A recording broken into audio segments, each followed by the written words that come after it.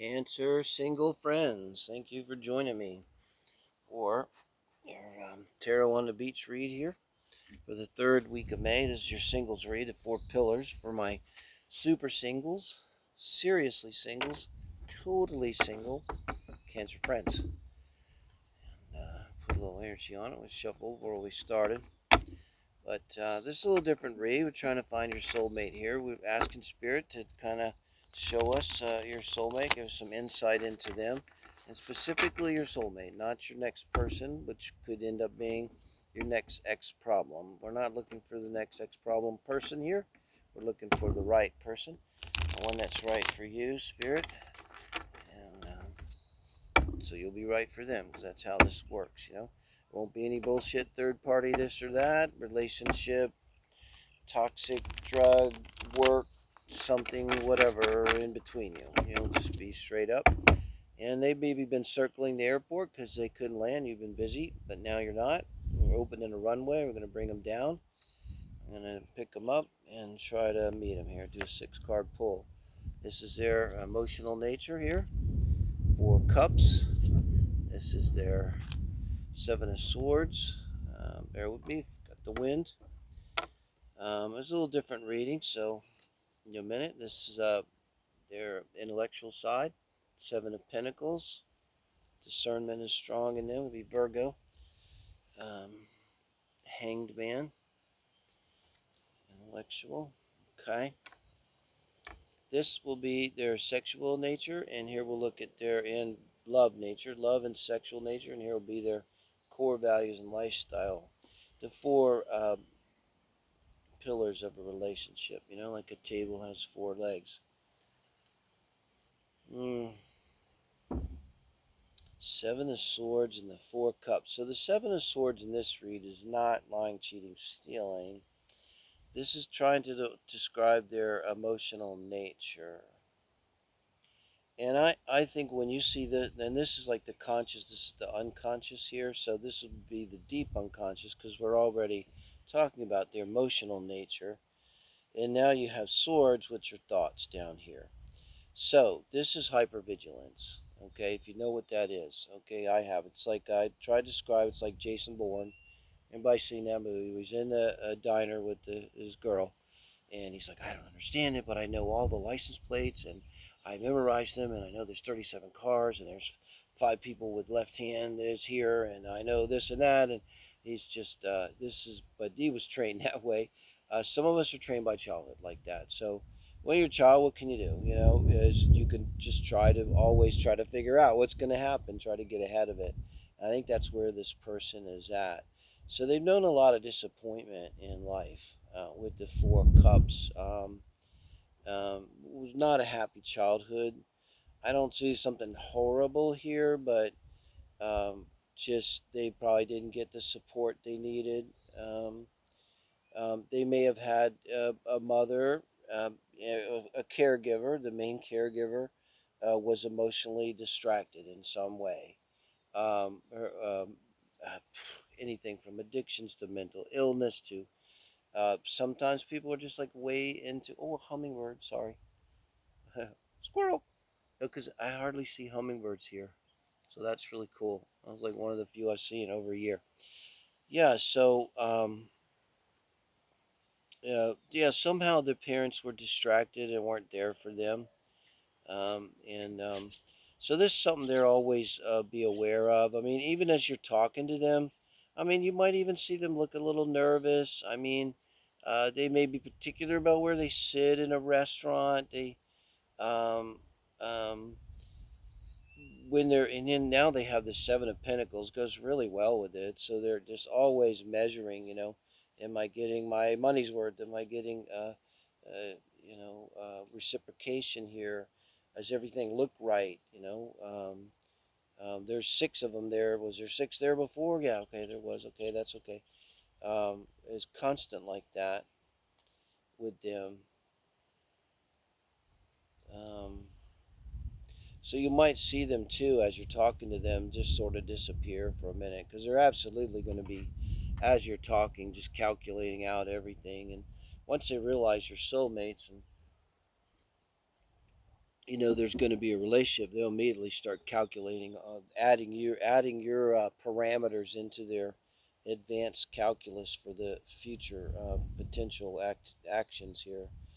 This is kind of like when the human mind becomes like an AI, and you try to like predict, well, if I do this and that and that, no, what if I do this? But what if they do that? And it can become quite elaborate, and it sort of becomes someone that's in their head. And this is someone who's in their head who's introverted, the hanging man down here. And the intellect in the bottom position. They're absolutely introverted. So this is not talker. You're going to have to like bring them out, the open-ended questions. I think you know the drill, okay, with your person here, to get them to kind of open up to you. And they could have a little paranoia, about them with this Seven of Swords down here too, even. Well, I mean, that's what hypervigilance is. It's kind of like paranoia. If you have to constantly calculate out, you're really assessing danger. That's what hypervigilance is. And that's the problem with it. It's spending a lot of energy assessing danger, and it really doesn't usually help you all that much. I mean, when you're a child, I mean, it's all you can do. But when you're an adult, unless you live in a very, very bad neighborhood, you really don't have to be Jason Bourne most of the time, no? You'd be better off to spend your energy being like a teddy bear or something, you know? So let's look at them sexually. Queen of Swords, the Six of Swords. Interesting. Air energy. And core values, Six of Pentacles. Lifestyle and core values is the Knight of Cups. Their sexual love nature is the Queen of Swords and the Six of Swords. So, um, let's start with their lifestyle and core values. I think there's someone that really believes in love.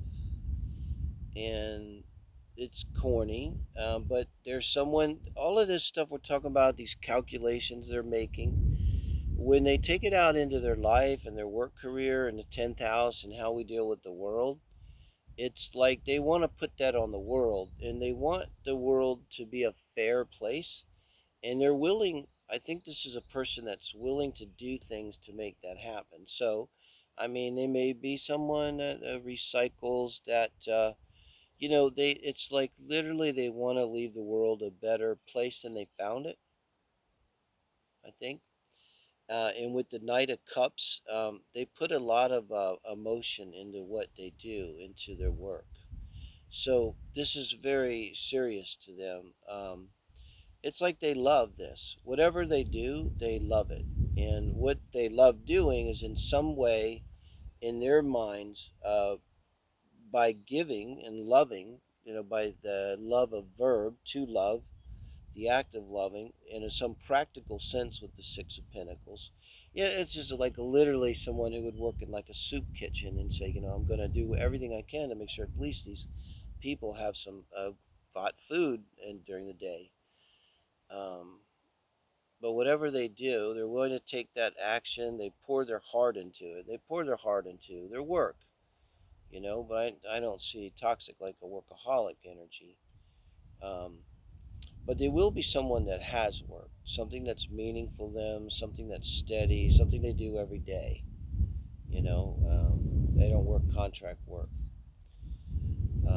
So you'll become part of that in their life. Um,